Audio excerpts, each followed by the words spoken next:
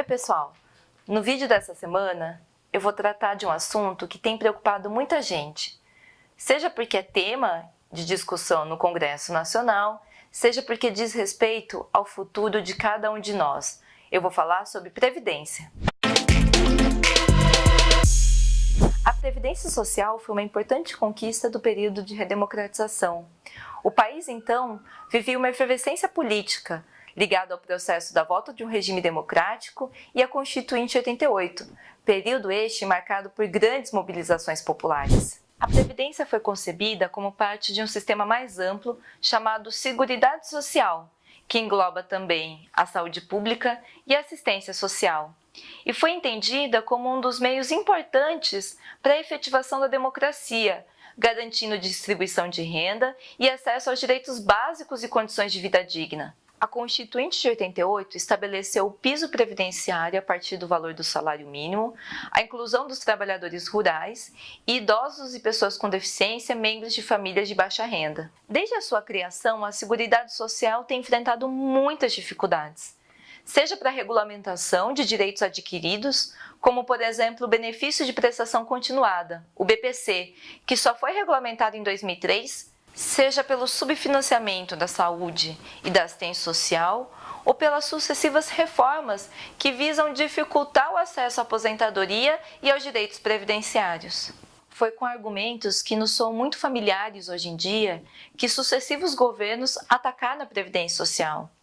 O governo Fernando Henrique Cardoso, sob a justificativa de baixo crescimento econômico, aumento do desemprego e desarranjo das contas públicas, criou a regra do tempo de contribuição e o fator previdenciário. Foi também este governo que iniciou a política de tirar 20% do fundo da Seguridade Social para pagamento de juros e amortização da dívida, o que é desconsiderado por aqueles que insistem no argumento do déficit. Por conta das grandes mobilizações da luta popular, Fernando Henrique Cardoso não conseguiu aprovar integralmente a sua reforma, deixando para trás itens de grande interesse do mercado financeiro e dos organismos internacionais, como o Banco Mundial e FMI. Uma das exigências do mercado era o ataque à previdência dos servidores públicos, como o fim da aposentadoria integral e o fim do reajuste paritário com os servidores da ativa. Projeto este que foi levado pelo governo Lula em 2003, dando continuidade à reforma anterior.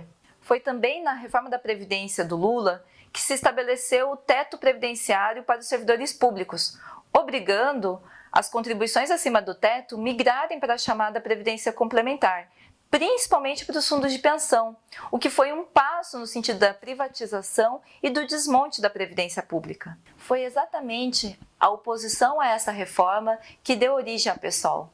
Alguns parlamentares do PT foram expulsos do partido por se negarem a votar favoráveis a uma reforma que atacava o direito dos trabalhadores e, junto com ativistas, movimentos populares e defensores da Seguridade Social, fundaram o PSOL. O próximo ataque à Previdência está muito mais fresco na nossa memória e veio pelas mãos de Michel Temer, o presidente mais impopular da nossa história. A reforma do Temer não veio sozinha, veio junto com um pacote de maldades que supostamente pretendia combater a crise econômica, o desemprego e o desajuste nas contas públicas. Discurso muito conhecido, não é mesmo? Nesse pacote entrou a reforma trabalhista, que flexibilizou os direitos trabalhistas e abriu caminho para vínculos mais frágeis, como o trabalho intermitente, e a Emenda Constitucional 95, que congelou durante 20 anos os investimentos nas áreas sociais. A reforma de Temer, que ainda tramita no Congresso Nacional, pretende aumentar o tempo de contribuição, numa conta absurda, que para ter acesso ao valor máximo de aposentadoria, o trabalhador teria que contribuir durante 40 anos, além de aumentar a idade mínima de aposentadoria, estabelecendo 62 anos para as mulheres e 65 para os homens, o que prejudica ainda mais as mulheres, por minimizar o peso do trabalho doméstico. E os privilégios dos militares, mais uma vez, estão fora dessa conta. A reforma proposta por Temer, na prática, inviabiliza o acesso à aposentadoria para a maioria da população brasileira. Segundo o IBGE, no ano de 2017, foi a primeira vez que o número de trabalhadores informais, autônomos e empregados sem carteira assinada ultrapassou o número de trabalhadores formais, sem contar os altos índices de desempregados e aqueles que já desistiram de procurar emprego. Como que essas pessoas vão conseguir contribuir durante 40 anos nessas condições? Felizmente, essa proposta foi derrotada pela greve geral de 2017, momento em que o Brasil parou e foi para as ruas defender a aposentadoria e dizer não ao governo ilegítimo do Temer. Quando a gente achava que nada poderia ficar pior, nos deparamos hoje com o futuro governo Bolsonaro, que já tratei em vídeos anteriores. O militar reformado, que transborda autoritarismo e subserviência ao mercado financeiro internacional, consegue a proeza de sinalizar com medidas ainda piores que a do presidente vampirão. Como é de praxe, Bolsonaro trabalha com um jogo de informação e desinformação e nunca apresenta claramente quais são as suas propostas para o futuro governo. O que se sabe é que a equipe de Bolsonaro trabalha com uma proposta apresentada pelo economista Armínio Fraga. Nela estaria incluído a retirada da Constituição dos benefícios previdenciários, que seriam tratados apenas em leis complementares. Afinal, assim fica mais fácil de desmontá-los no momento seguinte. Estabelece ainda idade mínima de 65 anos, tanto para homens quanto para mulheres.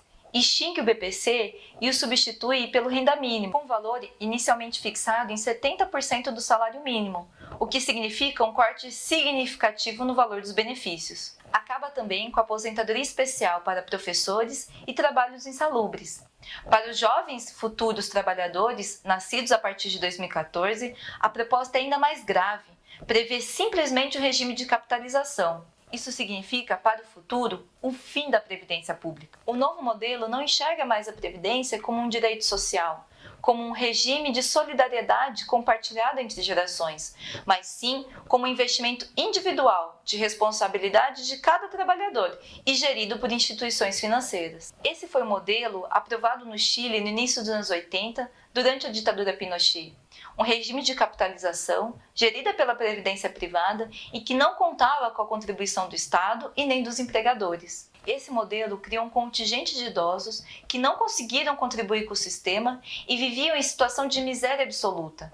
Aqueles que conseguiram se aposentar recebiam cerca de 30% do valor do salário mínimo. A crise social no Chile já exigiu processos de reversão desse modelo e caminha no sentido da reconstrução da previdência pública. A experiência do Chile, o primeiro país da América Latina a privatizar sua previdência, mostra o quanto a reforma para o mercado levou a insegurança social para a população na hora da sua aposentadoria. A insegurança com relação a direitos já é uma sensação comum para a maior parte da população brasileira. O fim da seguridade torna isso ainda mais dramático. Vamos aprender com as lições dadas, defender os nossos direitos e salvar a previdência pública. O assunto é grave porque o momento é de urgência.